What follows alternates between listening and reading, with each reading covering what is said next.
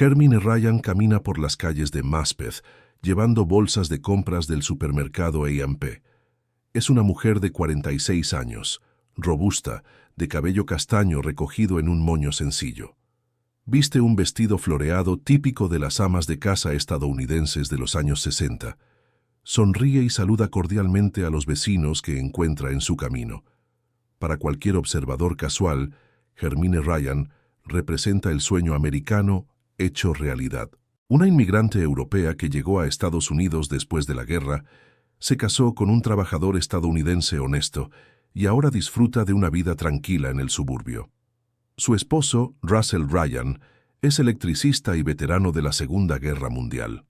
Viven en una casa modesta, pero bien cuidada en 62nd Road, completa con un pequeño jardín donde Hermine cultiva tomates y rosas. Los vecinos la adoran. Es la primera en ofrecer ayuda cuando alguien está enfermo. Hornea pasteles para los eventos de la iglesia. Organiza colectas para familias necesitadas. Durante las fiestas navideñas, su casa se convierte en el centro de reunión para la comunidad alemana del vecindario. Hermine prepara strudel austriaco auténtico y cuenta historias divertidas sobre las diferencias culturales entre Europa y América.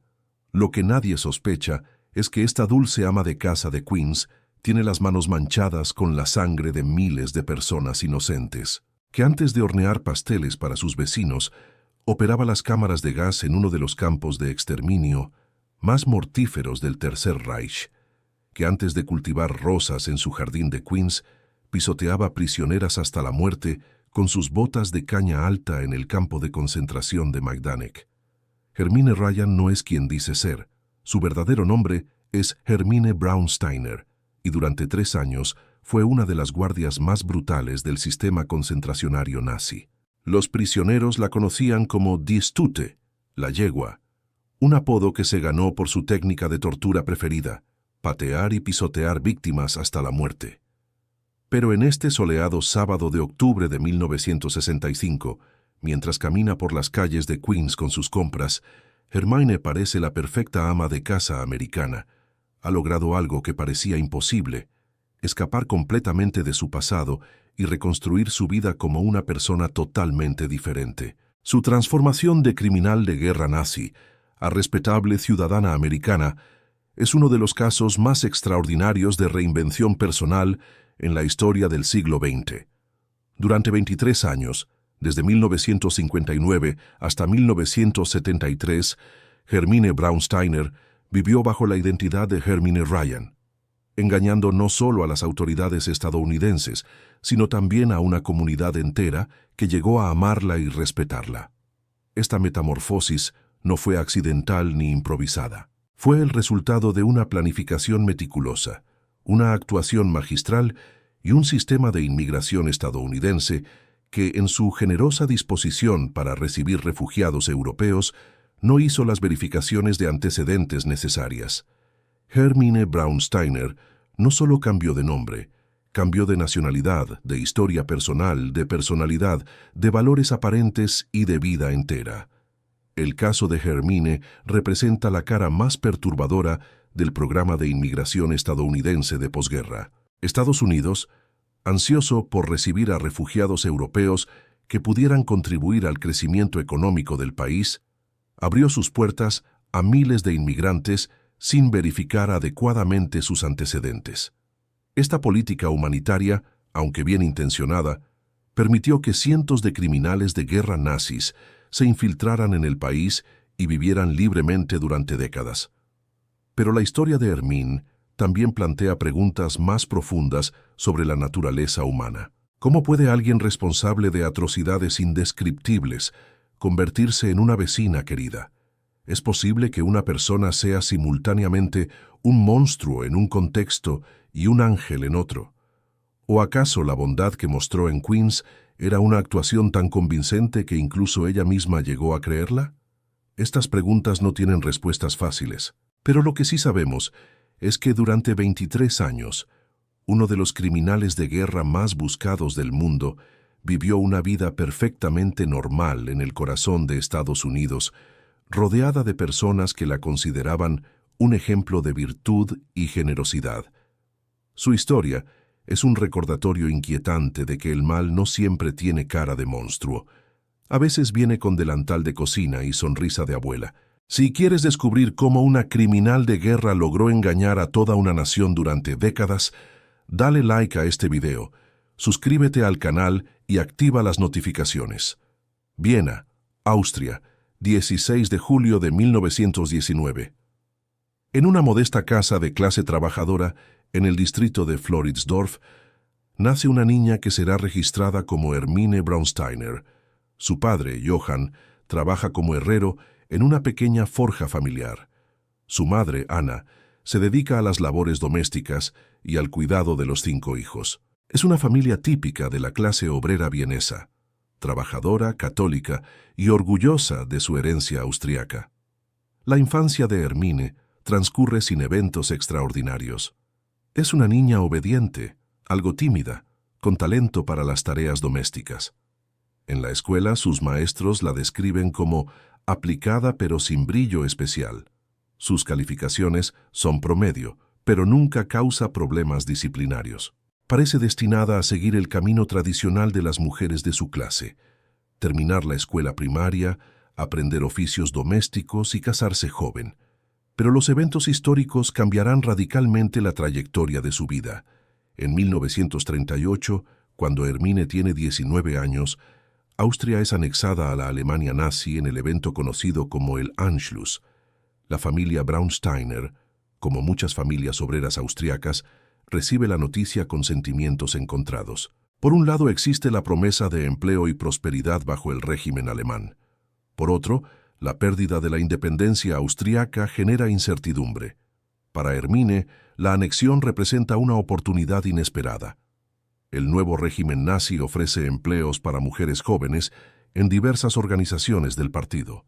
Por primera vez en su vida, se le presenta la posibilidad de un trabajo remunerado fuera del hogar, una perspectiva emocionante para una joven de clase trabajadora con pocas alternativas. En octubre de 1939, Hermine responde a un anuncio gubernamental que busca mujeres jóvenes y disciplinadas para trabajo administrativo importante para el Reich. El anuncio promete salario estable, vivienda gratuita y la oportunidad de servir a la patria en tiempos difíciles. No especifica exactamente qué tipo de trabajo se realizará, pero para una joven de 20 años con pocas opciones, la oferta resulta irresistible. Lo que Hermine no sabe es que acaba de aplicar para trabajar como guardia en el sistema concentracionario nazi. Su destino inicial es Ravensbrück, el principal campo de concentración para mujeres del Tercer Reich. Ubicado a unos 90 kilómetros al norte de Berlín, Ravensbrück será su primera escuela en el arte de la crueldad institucionalizada. El entrenamiento en Ravensbrück dura 6 semanas y está diseñado para deshumanizar tanto a las guardias como a los prisioneros. A Hermine le enseñan que los internos no son personas, sino elementos antisociales que representan una amenaza para la sociedad alemana. Le explican que mostrar compasión es traición, que la crueldad es necesaria para mantener el orden y que la eficiencia en el manejo de prisioneros es una virtud profesional. Los instructores, veteranos del sistema concentracionario, son expertos en identificar y explotar las tendencias sádicas latentes en los nuevos reclutas. Observan cuidadosamente cómo cada nueva guardia reacciona ante el sufrimiento de los prisioneros. Aquellas que muestran compasión excesiva son reasignadas a tareas administrativas. Aquellas que demuestran indiferencia o crueldad natural son promovidas rápidamente. Hermine pertenece al segundo grupo. Durante las primeras semanas, los instructores notan que no solo tolera la violencia, sino que parece encontrarla gratificante. Cuando se le ordena golpear a una prisionera por una infracción menor, lo hace sin vacilación.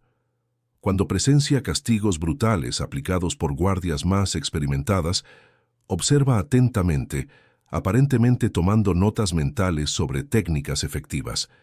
Su primera promoción llega en febrero de 1940, apenas 4 meses después de su llegada a Ravensbrück. Es asignada a supervisar barracones de prisioneras, una posición que le da autoridad directa sobre las vidas de cientos de mujeres. Es en este rol donde Hermine comienza a desarrollar las técnicas de tortura que la harán infame. Su método preferido es el uso de botas militares con suelas reforzadas para patear y pisotear prisioneras. La técnica es particularmente cruel, porque causa un dolor extremo, sin necesariamente resultar en muerte inmediata, permitiendo que la víctima sufra durante horas o días antes de morir. Los prisioneros comienzan a llamarla dies tute, la yegua, por la forma en que usa sus pies como armas. Los informes de supervisión de Hermine durante este período, descubiertos décadas después en archivos alemanes, revelan una progresión aterradora. En sus primeros meses, es descrita como competente y obediente. Para finales de 1940, es calificada como excepcionalmente eficaz en el mantenimiento de la disciplina. En 1941, recibe la clasificación máxima, guardia ejemplar con iniciativa personal notable. Esta iniciativa personal se refiere a su tendencia a inventar castigos creativos que van más allá de las órdenes recibidas. Hermine no se limita a seguir instrucciones, busca activamente oportunidades para causar sufrimiento. Desarrolla un sistema personal de castigos escalados, donde infracciones menores resultan en golpizas y infracciones mayores en torturas prolongadas. Pero quizás lo más perturbador de estos informes es la descripción de su comportamiento fuera de las horas de trabajo. Hermine participa activamente en las actividades sociales del personal del campo, asiste a fiestas, celebraciones navideñas y eventos deportivos. Sus colegas la describen como una compañera agradable con buen sentido del humor. Esta capacidad para compartimentar completamente su trabajo y su vida social sugiere una personalidad profundamente perturbada o una adaptación extrema a un ambiente de violencia normalizada. En marzo de 1942, Hermine recibe la notificación de su transferencia a Majdanek, un nuevo campo en la Polonia ocupada que está siendo expandido para servir como centro de exterminio, además de campo de trabajo. La transferencia es presentada como un ascenso, una oportunidad de aplicar sus habilidades en un ambiente más desafiante. Para Hermine, la transferencia representa el siguiente paso en una carrera que hasta el momento ha sido extraordinariamente exitosa. Ha encontrado un trabajo donde sus tendencias más oscuras no solo son toleradas, sino celebradas. Ha descubierto un ambiente donde la crueldad se recompensa con promociones y reconocimiento. Lo que no puede anticipar es que en Majdanek tendrá la oportunidad de perfeccionar sus técnicas de tortura a una escala mucho mayor, supervisando el sufrimiento y muerte de decenas de miles de personas. ¿Cómo una joven aparentemente normal desarrolló tal capacidad para la crueldad? Comenta tu opinión sobre los factores que pueden llevar a la deshumanización. Campo de concentración de Majdanek, Polonia ocupada, 15 de marzo de 1942. El tren que transporta a Hermine Braunsteiner se detiene en la estación de Lublin al amanecer. Ante ella se extiende Majdanek, uno de los complejos concentracionarios más grandes del Tercer Reich, con una extensión de 270 hectáreas rodeadas por alambre de púas electrificado y torres de vigilancia. El campo está diseñado para albergar hasta 50.000 prisioneros simultáneamente. Hermine es asignada inmediatamente al sector femenino, donde 15.000 mujeres viven hacinadas en barracones diseñados para la mitad de esa cantidad. Como Oberaufseherin, supervisora jefe, tendrá autoridad directa sobre las vidas de miles de prisioneras. Es una responsabilidad que abraza con un entusiasmo que inquieta incluso a sus colegas veteranos. Su primer día en Majdanek establece el patrón de comportamiento que la caracterizará durante los siguientes 2 años. Durante el recuento matutino, una prisionera polaca se desmaya debido a la desnutrición. En lugar de permitir que sea llevada a la enfermería, Hermine ordena que la rocíen con agua helada hasta que recupere la conciencia. Cuando la mujer sigue debilitada, Hermine la patea en el estómago con sus botas reforzadas hasta que logra ponerse de pie. Este incidente es presenciado por cientos de prisioneras que comprenden inmediatamente que la nueva supervisora es diferente a las anteriores.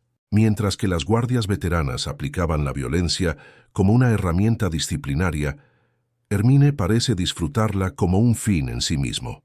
Los testimonios de supervivientes de Majdanek, recopilados décadas después durante investigaciones judiciales, proporcionan un retrato aterrador de los métodos de Hermine. Rachel Auerbach, quien sobrevivió 18 meses en el campo, recordó: la Braunsteiner no golpeaba para castigar infracciones específicas, golpeaba cuando estaba aburrida, cuando quería entretenerse, cuando necesitaba sentirse poderosa. Su técnica de patadas se vuelve cada vez más refinada. Hermine estudia anatomía básica para identificar los puntos más vulnerables del cuerpo humano. Aprende a calcular la fuerza exacta necesaria para causar dolor máximo sin provocar muerte inmediata. Desarrolla una secuencia de golpes que maximiza el sufrimiento.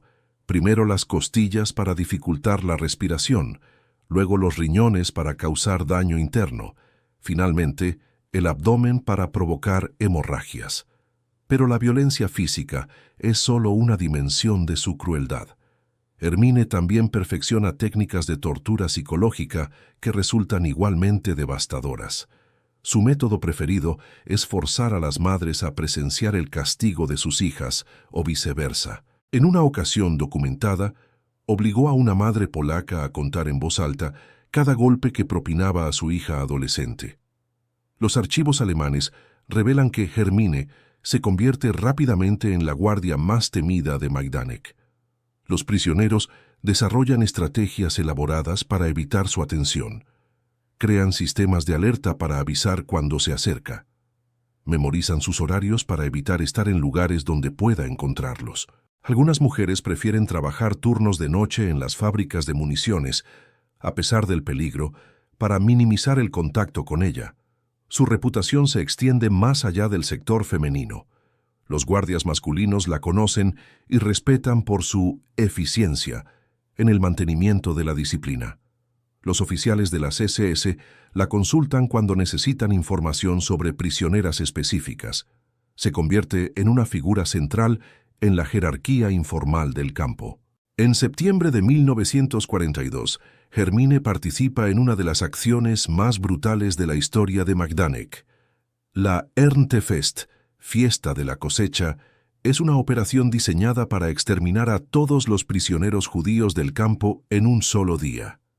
Su rol es supervisar la selección de mujeres que serán ejecutadas inmediatamente versus aquellas que serán enviadas a trabajos forzados antes de su muerte. Los testimonios de supervivientes describen a Hermine moviéndose por las filas de mujeres desnudas como una cazadora seleccionando presas. Su decisión es puramente caprichosa. Mujeres que le caen mal son enviadas a ejecución inmediata. Aquellas que le resultan indiferentes obtienen una muerte diferida. No existe criterio racional ni instrucción superior que guíe sus elecciones. Es poder absoluto ejercido según impulsos personales. Durante esta operación, aproximadamente 18.000 judíos son ejecutados en Majdanek en un solo día. Hermine supervisa personalmente la muerte de 3.000 mujeres, trabajando desde el amanecer hasta el anochecer, con una energía que impresiona incluso a los oficiales de las SS más veteranos.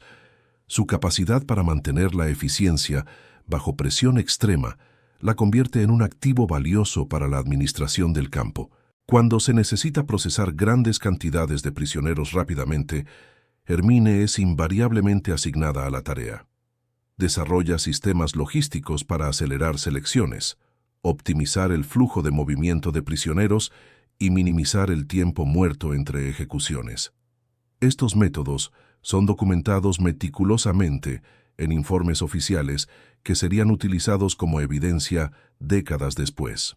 Los archivos revelan que Hermine no solo cumple órdenes, sino que toma iniciativas para mejorar la productividad de las operaciones de exterminio. Sus sugerencias para optimizar procedimientos son implementadas en otros campos del sistema concentracionario. Pero quizás el aspecto más inquietante de su comportamiento en Majdanek es su aparente normalidad fuera de las horas de trabajo. Hermine vive en quarters para personal fuera del campo, donde mantiene una rutina de vida social activa. Asiste a fiestas, participa en actividades recreativas y mantiene correspondencia regular con su familia en Austria. Sus cartas a casa, interceptadas por investigadores posteriores, no mencionan jamás su trabajo real. Describe su empleo como administración de refugiados y se queja de las dificultades logísticas de su posición. Para su familia, Hermine es una joven trabajadora que ha encontrado un empleo gubernamental estable en tiempos difíciles. Esta compartimentación psicológica le permite funcionar efectivamente en ambos mundos. Durante el día, es la yegua de Majdanek, temida por miles de prisioneros. Durante las noches y fines de semana, es Hermine, una austriaca agradable que toca el acordeón y hornea pasteles para sus compañeras de cuarto. ¿Cómo puede una persona funcionar normalmente después de participar en atrocidades diarias? Reflexiona sobre la capacidad humana de compartimentación moral. Majdanek, 22 de julio de 1944. Las primeras explosiones se escuchan al amanecer. Las tropas soviéticas del primer frente bielorruso han roto las líneas defensivas alemanas y avanzan rápidamente hacia Lublin. Para Hermine Braunsteiner y el resto del personal de Majdanek, ha llegado el momento que temían desde hace meses, la evacuación de emergencia del campo.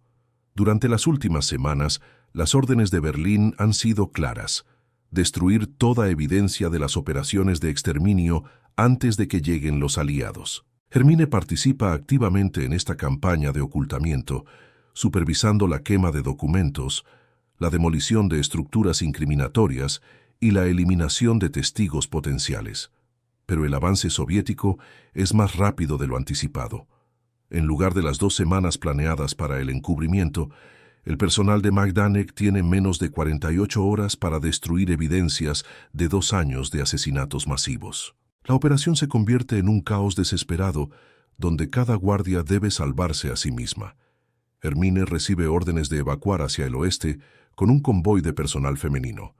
Su destino oficial es Ravensbrück, donde supuestamente será reasignada. Pero en la confusión de la retirada alemana, muchos convoyes se dispersan y los planes oficiales colapsan. Para miles de alemanes civiles y militares, la evacuación se convierte en una fuga desordenada hacia territorio controlado por los aliados occidentales. El convoy de Hermine es atacado por aviones soviéticos cerca de Cracovia. Los vehículos se dispersan y el personal se ve obligado a continuar a pie. Durante 3 semanas, Hermine forma parte de una columna de refugiados alemanes que camina hacia el oeste, alimentándose de lo que puede encontrar y durmiendo en graneros abandonados. Esta experiencia marca el comienzo de su transformación psicológica. Por primera vez desde 1939, Hermine no tiene autoridad sobre nadie, no tiene uniforme que la identifique como parte del sistema nazi, no tiene documentos que acrediten su posición. Es simplemente otra refugiada alemana huyendo del avance soviético. En agosto de 1944, la columna de refugiados llega a territorio controlado por tropas estadounidenses en Austria. Hermine es interrogada brevemente por oficiales aliados, pero logra presentarse como una trabajadora administrativa que huyó de la invasión soviética. Sus documentos de identificación personal han sido perdidos durante la huida, una historia plausible, dado el caos de la retirada alemana. Lo que salva a Hermine durante este interrogatorio inicial es la falta de evidencias físicas y la ausencia de testigos. Majdanek ha sido liberado solo unas semanas antes, y los supervivientes están dispersos por toda Europa. Los investigadores aliados aún no han tenido tiempo de recopilar testimonios detallados sobre personal específico del campo. Además, los aliados están lidiando con millones de refugiados y personas desplazadas. Sus recursos de investigación están concentrados en identificar y capturar a los líderes nazis más importantes. Guardias de nivel medio como Hermine son consideradas prioritarias menores, destinadas a ser procesadas en una segunda fase de investigaciones que podría llegar años después. Hermine es clasificada como persona desplazada y enviada a un campo de refugiados cerca de Salzburgo. Allí, se mezcla con miles de otros austriacos que esperan repatriación o reasentamiento. Para las autoridades aliadas, es simplemente Hermine Braunsteiner, 25 años, soltera, trabajadora administrativa nacida en Viena. Durante los 18 meses que pasa en el campo de refugiados, Hermine perfecciona la identidad, que la salvará durante las próximas 3 décadas. Se presenta como víctima del régimen nazi, una joven austriaca que fue forzada a trabajar para el gobierno alemán y que ahora busca reconstruir su vida en libertad. Su historia es cuidadosamente construida para ser verificable pero vaga. Afirma haber trabajado en administración de recursos humanos para trabajadores extranjeros, una descripción técnicamente precisa de su rol en Majdanek, pero que omite los detalles cruciales.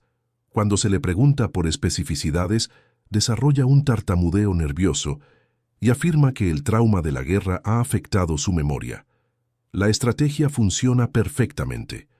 Los oficiales aliados que la entrevistan ven a una joven austriaca traumatizada que claramente ha sufrido durante la guerra. Su tartamudeo y nerviosismo son interpretados como síntomas de estrés postraumático, no como signos de culpabilidad. Su solicitud de emigración a Estados Unidos es aprobada sin investigaciones adicionales. En diciembre de 1945, Hermine aborda un barco de refugiados en Le Havre, con destino a Nueva York. Lleva una pequeña maleta con sus pocas pertenencias y documentos de inmigración que la identifican como víctima del nazismo. Oficialmente, ha dejado atrás su pasado como criminal de guerra. Psicológicamente, ha comenzado a creer en su propia historia inventada. El viaje en barco dura 2 semanas y le da tiempo para ensayar su nueva identidad. Practica su historia con otros refugiados, refinando los detalles hasta que suenan naturales. Aprende frases básicas en inglés de refugiados que habían vivido en Estados Unidos antes de la guerra. Observa cuidadosamente el comportamiento de víctimas genuinas del nazismo para imitar sus maneras y reacciones. Para cuando el barco llega a Ellis Island, el 18 de enero de 1946, Hermine Braunsteiner ya no es la yegua de Majdanek. Es una refugiada austriaca traumatizada que busca una nueva vida en América. Es una transformación tan completa que incluso ella misma comienza a creer en su nueva identidad. Los oficiales de inmigración estadounidenses que la procesan ven exactamente lo que ella quiere que vean. Una joven europea que ha sufrido bajo el nazismo y que merece una oportunidad de reconstruir su vida en el país de la libertad. Su entrada a Estados Unidos es aprobada sin complicaciones. Hermine Braunsteiner ha logrado algo extraordinario: escapar completamente de su pasado y obtener la oportunidad de reinventarse en un nuevo país. Lo que no puede anticipar es que tardará más de 1 década en perfeccionar esta reinvención y que cuando lo logre, creará una de las identidades falsas más convincentes de la historia. La capacidad de reinvención humana puede ser tanto una bendición como una maldición. ¿Hasta qué punto debemos confiar en las historias que las personas cuentan sobre sí mismas? Queens, Nueva York, febrero de 1946. Hermine Braunsteiner baja del autobús en Roosevelt Avenue, llevando una maleta de cartón y un sobre con la dirección de una pensión alemana en Ridgewood. El paisaje urbano de Queens es abrumadoramente diferente a cualquier cosa que haya experimentado antes. Edificios de ladrillo de 2 pisos, tiendas con letreros en inglés, automóviles aparcados en las calles y el constante ruido de una ciudad que nunca duerme. Su primer alojamiento es una habitación compartida en la pensión de la señora Koch, una viuda alemana que alquila espacios a refugiados recién llegados. La habitación es pequeña y espartana, pero después de los barracones militares y los campos de refugiados, le parece un palacio. Por primera vez en años, Hermine tiene privacidad, seguridad y la oportunidad de controlar su propia rutina diaria. Los primeros meses en Estados Unidos son cruciales para establecer su nueva identidad. Hermine comprende instintivamente que no puede simplemente pretender ser americana de la noche a la mañana. En cambio, debe construir cuidadosamente la personalidad de Hermine Braunsteiner, la refugiada austriaca, antes de poder evolucionar hacia algo más.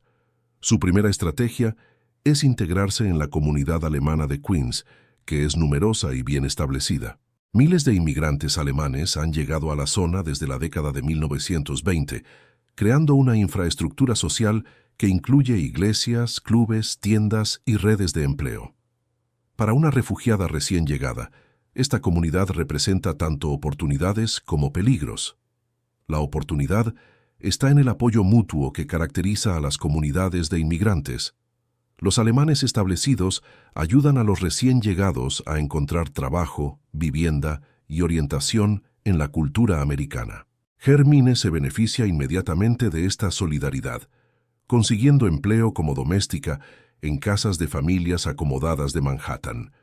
El peligro radica en que algunos miembros de la comunidad alemana podrían reconocerla o hacer preguntas incómodas sobre su pasado específico durante la guerra.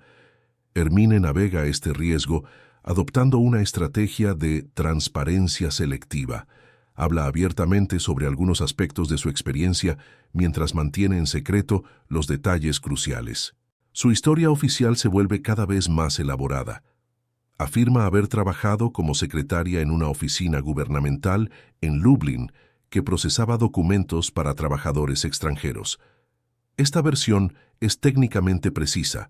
Majdanek era una oficina gubernamental que procesaba trabajadores, pero omite completamente la naturaleza de ese procesamiento. Cuando sus compatriotas alemanes le preguntan por detalles específicos, desarrolla una estrategia de desviación emocional. Fue muy traumático, dice con lágrimas en los ojos. Prefiero no hablar de esos tiempos terribles. Estoy tratando de olvidar y construir una nueva vida aquí en América. Esta respuesta es perfecta porque combina verdad, fue traumático, con manipulación emocional que desalienta preguntas adicionales. Su trabajo como doméstica le enseña lecciones vitales sobre la cultura americana de clase media. Durante 8 horas diarias, observa cómo se comportan las amas de casa estadounidenses, cómo se visten, cómo hablan, qué valores expresan, cómo interactúan con sus familias y vecinos. Es una educación intensiva en los roles de género americanos de los años 1940. Hermine toma notas mentales meticulosas sobre estos comportamientos. Aprende que las mujeres americanas de clase media valoran la limpieza, la eficiencia doméstica, la participación en actividades comunitarias y la presentación personal cuidadosa. Observa que las buenas mujeres americanas son serviciales con los vecinos, participan en organizaciones benéficas y mantienen hogares acogedores para sus familias. Estos conocimientos se vuelven la base de su futura identidad como ama de casa americana. Pero primero, necesita perfeccionar su inglés y desarrollar una comprensión más profunda de la sociedad estadounidense. En 1948, Hermine se inscribe en clases nocturnas de inglés en una escuela pública local. Su progreso es notable. En 6 meses pasa de un inglés básico a la fluidez conversacional. En 1 año puede leer periódicos americanos sin dificultad. En 2 años habla con un ligero acento alemán que los americanos encuentran encantador en lugar de extranjero. Durante este periodo también se reinventa físicamente. La Hermine de Majdanek era una mujer robusta con cabello corto y modales masculinos. La nueva Hermine adopta un estilo más femenino, se deja crecer el cabello, aprende a usar maquillaje sutil y viste con la modestia conservadora que caracteriza a las mujeres respetables de los años 1940. Su transformación psicológica es aún más notable. Hermine desarrolla una personalidad cálida y maternal que es completamente opuesta a su comportamiento anterior. Aprende a sonreír frecuentemente, a mostrar interés genuino en los problemas de otras personas y a ofrecer ayuda sin ser solicitada.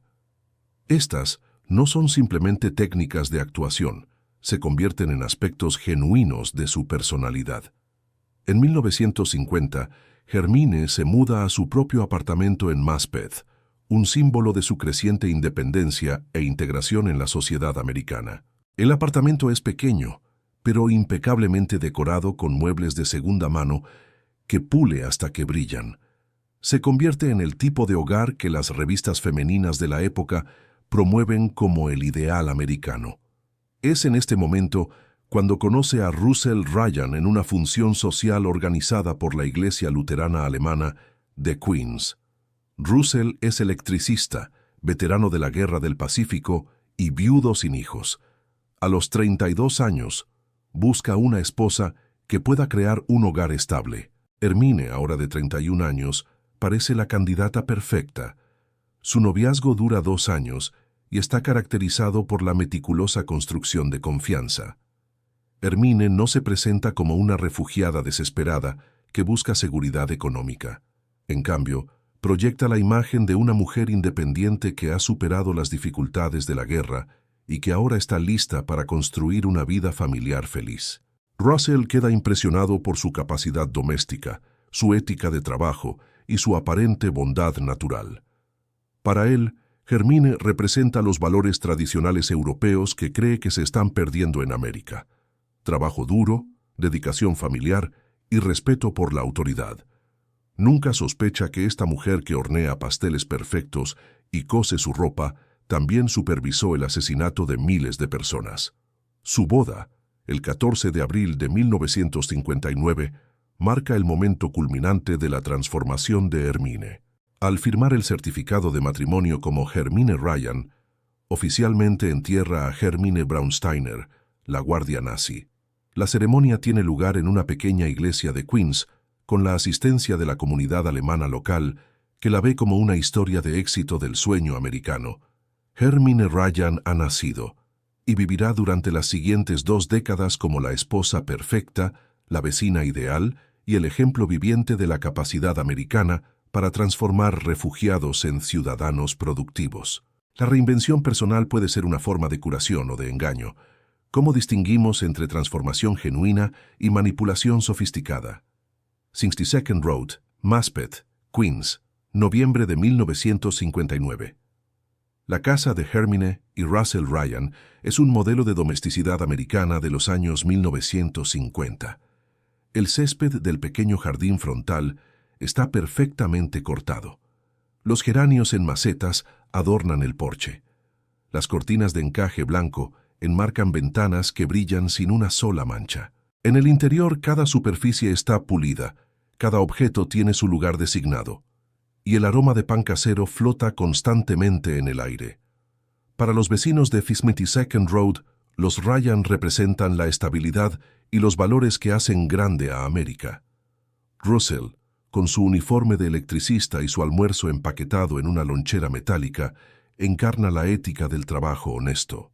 Hermine, con su delantal floreado y su sonrisa perpetua, personifica el ideal del ama de casa devota que convierte una simple casa en un hogar verdadero. La rutina diaria de Hermine está diseñada para maximizar tanto la eficiencia doméstica como su integración social en la comunidad.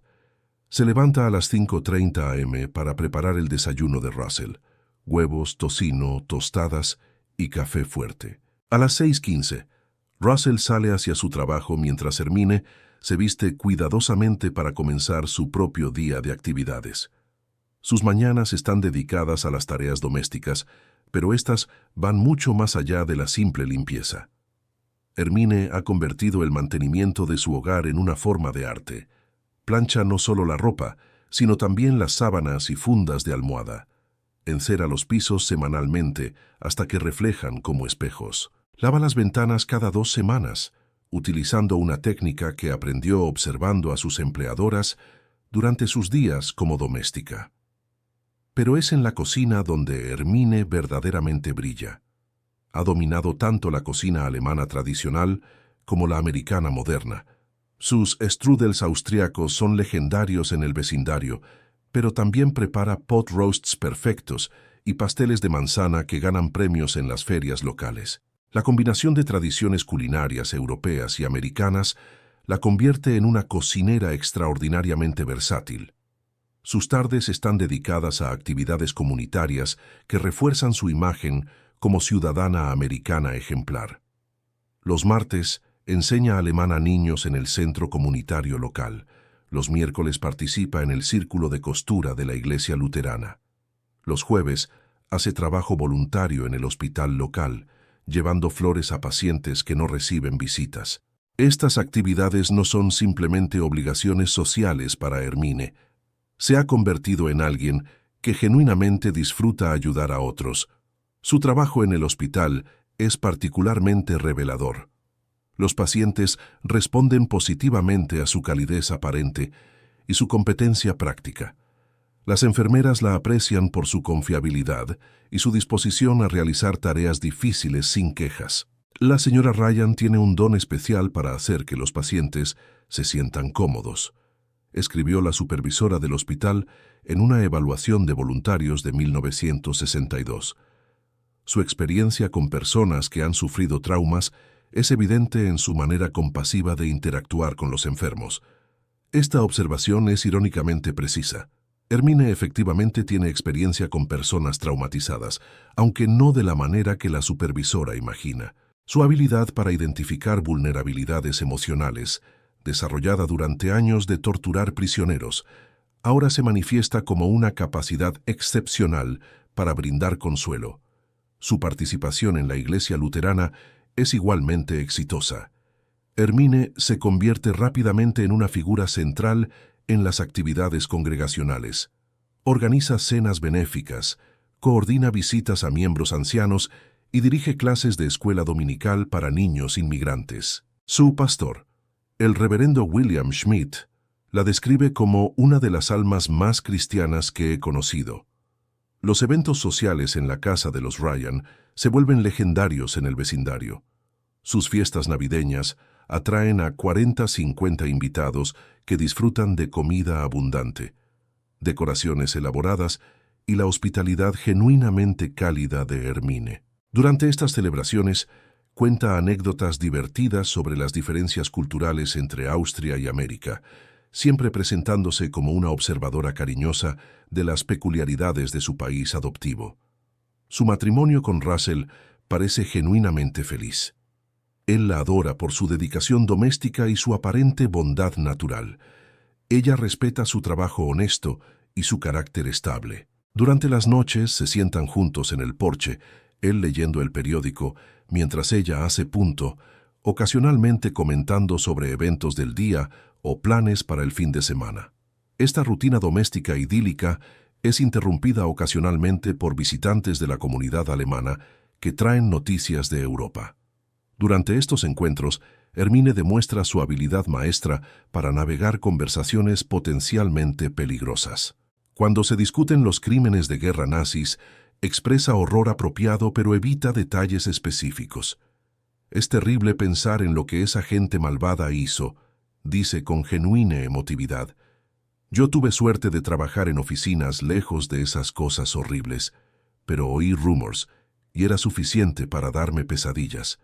Esta respuesta es perfecta porque combina distancia personal con conocimiento creíble, permitiéndole participar en conversaciones sin exponerse. En 1963, cuando comienzan a aparecer noticias sobre la búsqueda de criminales de guerra nazis en Estados Unidos, Hermine reacciona con la indignación apropiada de una ciudadana americana responsable.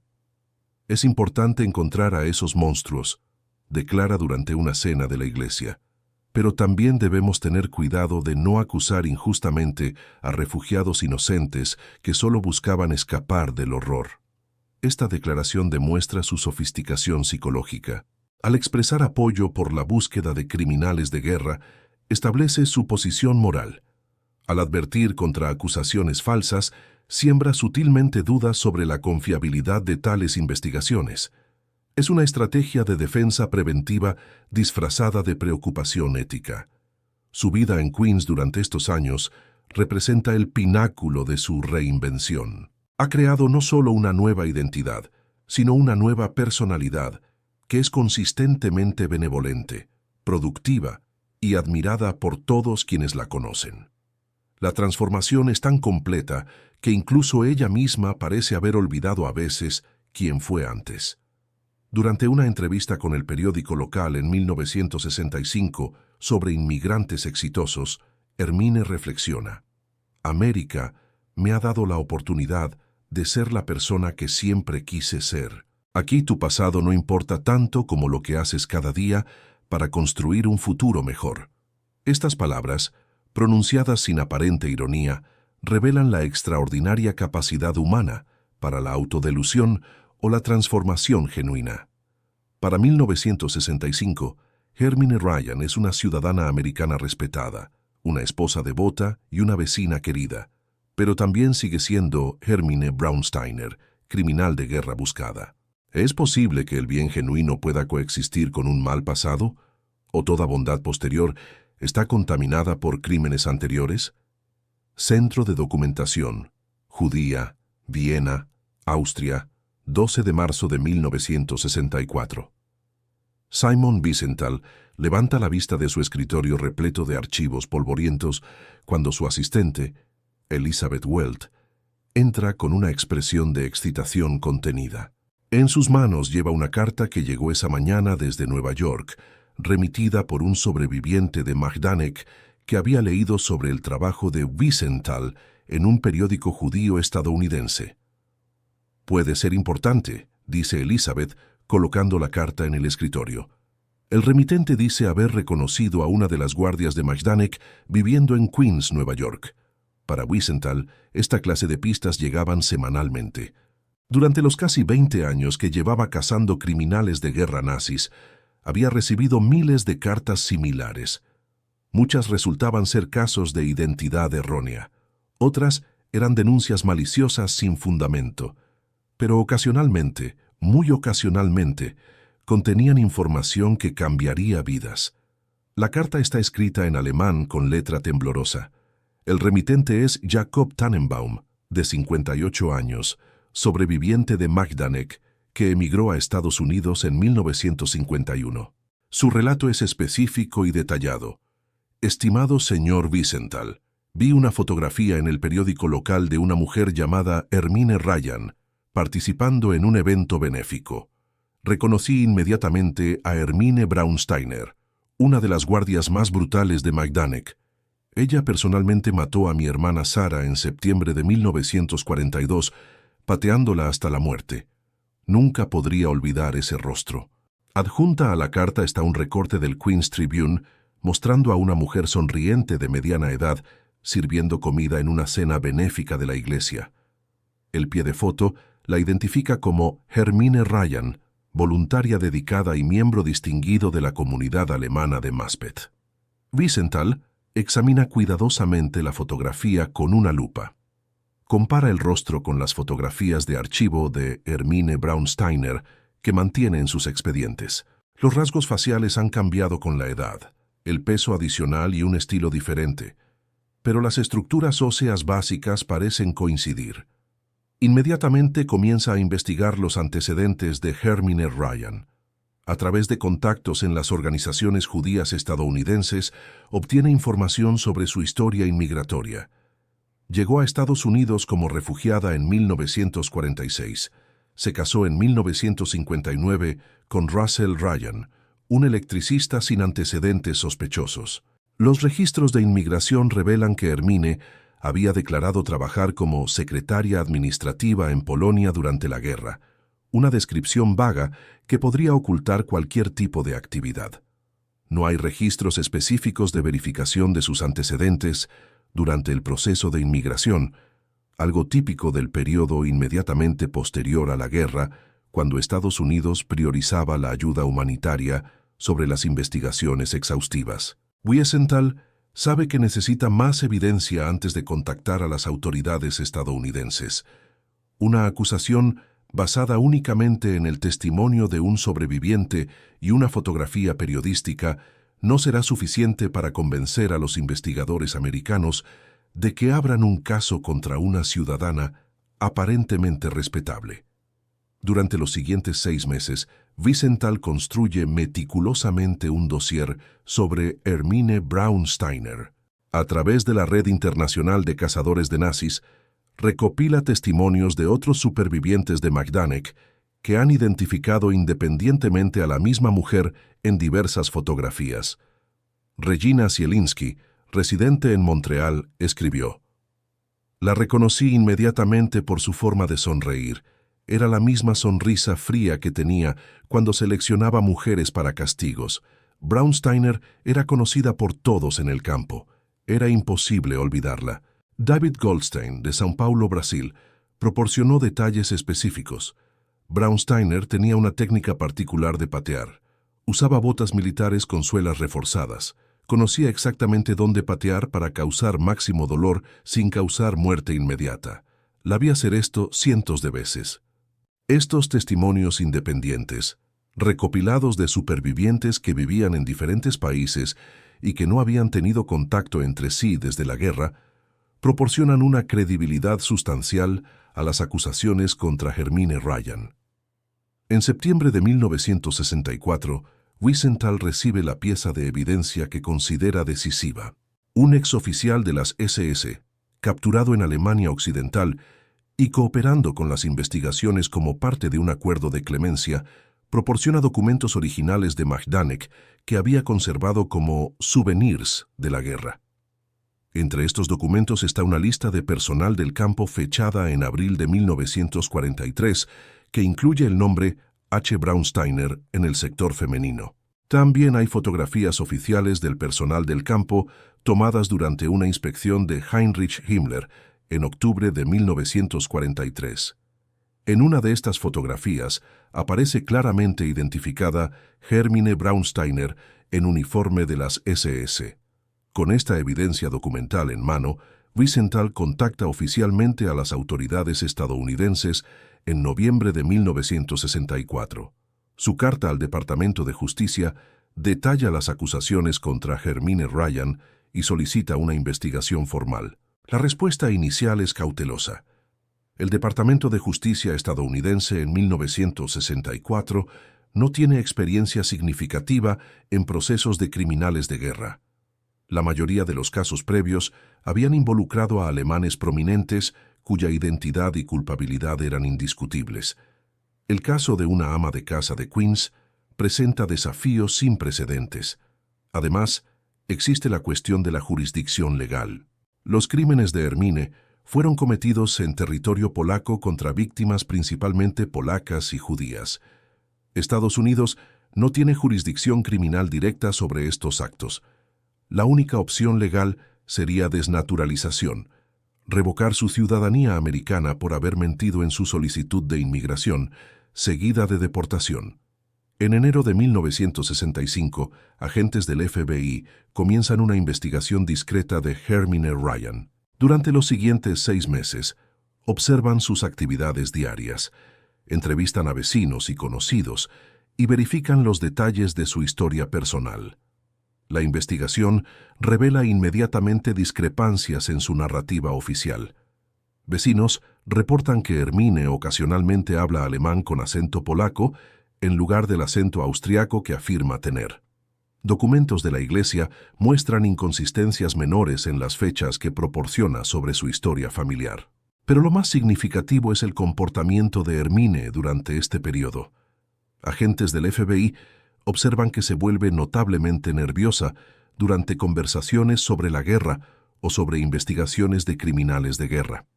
En varias ocasiones, abandona abruptamente reuniones sociales cuando estos temas surgen en conversaciones.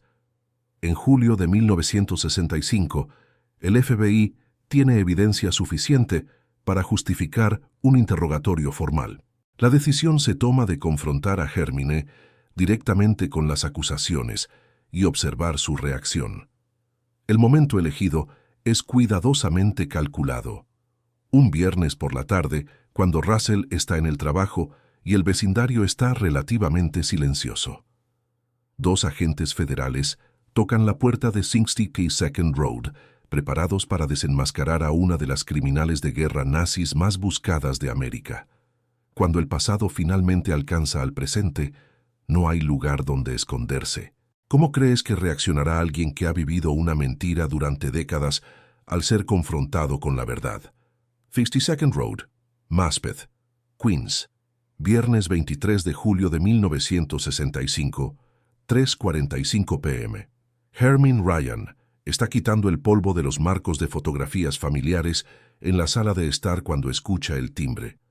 Por la ventana ve un automóvil oscuro aparcado frente a su casa y 2 hombres en trajes formales en su porche. Inmediatamente, algo en su postura y su manera de vestir Le resulta familiar de una forma que la inquieta profundamente.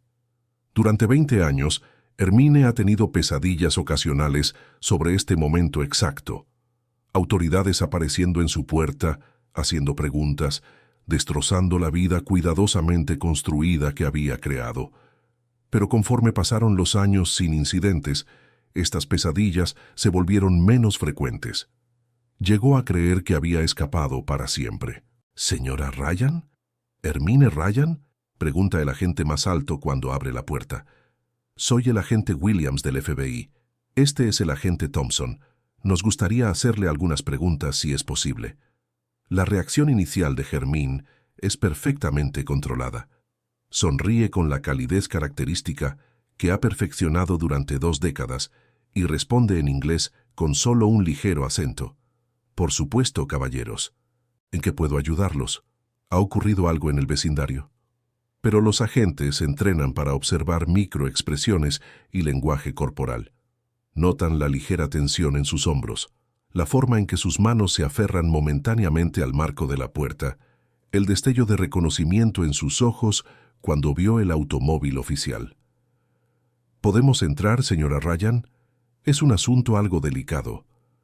Hermine los invita a pasar, ofreciéndoles café con la hospitalidad automática que ha desarrollado. Su sala de estar es un museo de domesticidad americana.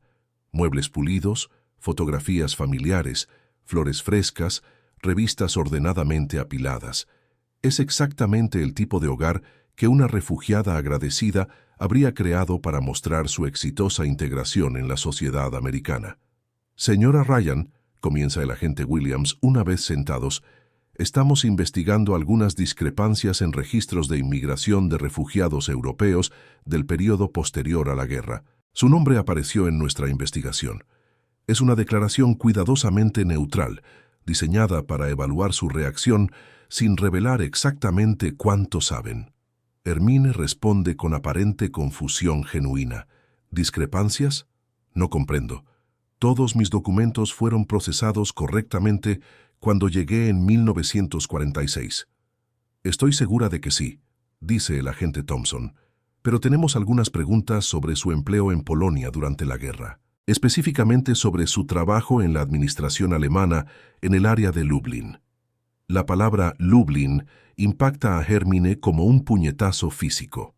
Durante 20 años, nadie ha mencionado esa ciudad en su presencia.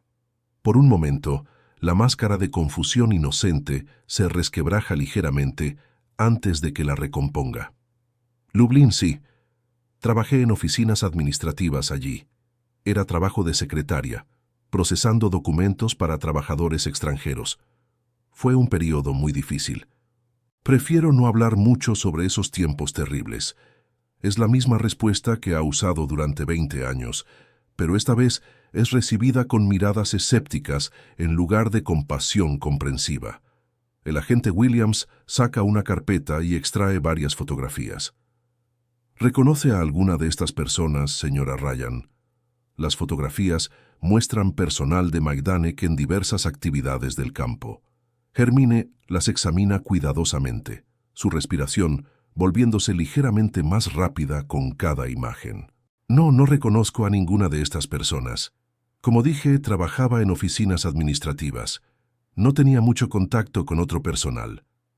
Entonces, el agente Thompson coloca una fotografía específica sobre la mesa de café. Es la fotografía oficial del personal de Majdanek de octubre de 1943, con Hermine Braunsteiner claramente visible en uniforme de las SS. El silencio que sigue dura casi un minuto completo. Hermine contempla la fotografía, su rostro pasando por una secuencia de emociones: shock, reconocimiento, cálculo y finalmente una extraña expresión de alivio. «Esta persona se parece un poco a mí», dice finalmente, su voz notablemente más débil. «Pero hay muchas mujeres alemanas que se parecen. Durante la guerra todos teníamos que mantener nuestro cabello corto y usar ropa militar. Muchas personas se veían similares. Es un intento valiente de mantener su negación, pero los agentes pueden ver que su confianza se está desmoronando. Sus respuestas se vuelven más vacilantes, sus explicaciones más elaboradas e implausibles. El agente Williams decide aplicar presión directa. Señora Ryan, tenemos testimonios de múltiples supervivientes de Majdanek que la han identificado específicamente como Hermine Braunsteiner, una guardia de las SS en ese campo. También tenemos documentos alemanes originales que listan su nombre entre el personal del campo. Esta revelación destruye completamente la compostura de Hermine. Por primera vez en 20 años, no tiene una respuesta preparada. La estructura psicológica que había construido para mantener separadas sus dos identidades comienza a colapsar. Eso es imposible, dice, pero su voz carece de convicción. Tiene que ser un error. Yo era solo una secretaria. El agente Thompson produce más documentos, listas de personal, fotografías adicionales, testimonios de supervivientes. Con cada pieza de evidencia, la negación de Hermine se vuelve más desesperada y menos creíble. Finalmente, después de 2 horas de interrogatorio, ocurre el momento que los agentes han estado esperando. Hermine se derrumba completamente, llevándose las manos a la cara y comenzando a llorar. Pero estas no son lágrimas de una mujer inocente injustamente acusada. Son lágrimas de alguien cuya carga secreta finalmente ha sido expuesta. No era mi culpa, dice entre sollozos. Yo solo seguía órdenes. No tenía opción. Si me negaba, me habrían ejecutado. Esta admisión parcial es exactamente lo que los agentes necesitaban. Por primera vez, Hermine ha admitido implícitamente estar en Majdanek. Ya no está negando completamente su identidad como Hermine Braunsteiner. Durante la siguiente hora, su historia se desmorona pieza por pieza. Admite su verdadero nombre. Admite haber trabajado en Majdanek, pero continúa minimizando su rol, insistiendo en que era solo una empleada de bajo nivel que nunca lastimó a nadie personalmente. Yo trabajaba en la administración, insiste. Procesaba documentos, dirigía el tráfico de personal. Nunca tuve contacto directo con prisioneros. Los supervivientes deben estar confundiéndome con otra persona. Pero cuando los agentes confrontan estas afirmaciones con testimonios específicos de supervivientes que describen sus técnicas de tortura, Hermine finalmente se queda sin respuestas. Se sienta en silencio, contemplando las fotografías de su vida americana desplegadas sobre la mesa de café. Ella y Russell en su boda, eventos de la iglesia, cenas con vecinos. ¿Qué va a pasar ahora?, pregunta finalmente, su voz apenas audible. Eso dependerá de las investigaciones adicionales, responde el agente Williams. Pero necesito informarle que está bajo investigación federal por violaciones de las leyes de inmigración. Le recomendamos fuertemente que consulte con un abogado. Después que los agentes se marchan, Hermine se queda sola en su sala de estar perfectamente ordenada, contemplando los restos de su vida cuidadosamente construida. En pocas horas, Russell regresará del trabajo esperando encontrar a su esposa devotada preparando la cena. En cambio, encontrará a una mujer destrozada cuyo mundo ha sido completamente desmoronado. Por primera vez en 20 años, Hermine Ryan y Hermine Braunsteiner están ocupando el mismo espacio al mismo tiempo, y esa coexistencia está destruyendo todo lo que había construido. La historia de Hermine Braunsteiner revela cómo los criminales de guerra lograron ocultarse entre nosotros durante décadas, pero no fue la única. En el video que se reproduce en su pantalla, descubrirá la inquietante trayectoria de Irma Grese, conocida como la Bella Bestia de Auschwitz, una joven de tan solo 22 años que se convirtió en una de las guardias más brutales del régimen nazi. A diferencia de Hermine, quien vivió décadas en libertad, Irma fue capturada poco después de la guerra, pero el sistema intentó minimizar sus crímenes tratándola como un caso aislado. Haga clic ahora y descubra cómo la juventud y la belleza pueden enmascarar la maldad absoluta.